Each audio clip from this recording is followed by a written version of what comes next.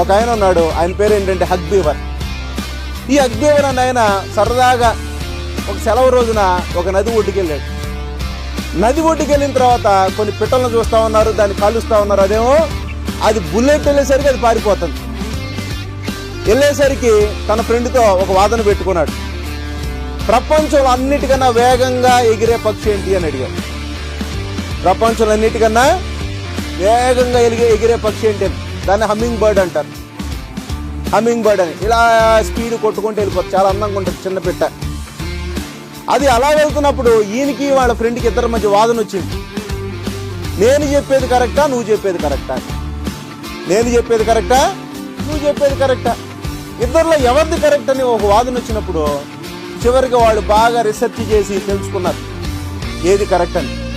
తెలుసుకున్న తర్వాత హగ్ బీవర్కి ఒక ఐడియా వచ్చింది. ఏమనంటే, ఇదిగో ప్రపంచంలో ఇలాంటి గొప్ప గొప్ప సంగతులు ఏదైతే ఉన్నాయో వాటన్నిటిని మనం ఏం చేయాలి? రాసి పెట్టాలి. దాని తర్వాత భవిష్యత్తు తరాల వాళ్ళకి ఏదన్నా డౌట్ వస్తే ఏ పుస్తకం చదవాలి? మనం రాస్తున్న పుస్తకం చదవాలని ఒక పుస్తకాన్ని రాశారు. ఆ పుస్తకం పేరే గిన్నీస్ బుక్. విన్నారండి పేరు? గిన్నీస్ బుక్ అంటే ప్రపంచ రికార్డులన్నీ ఉండే పుస్తకమే గిన్నీస్ బుక్. ప్రపంచ రికార్డులన్నీ ఉండే పుస్తకమే గిన్నీస్ బుక్.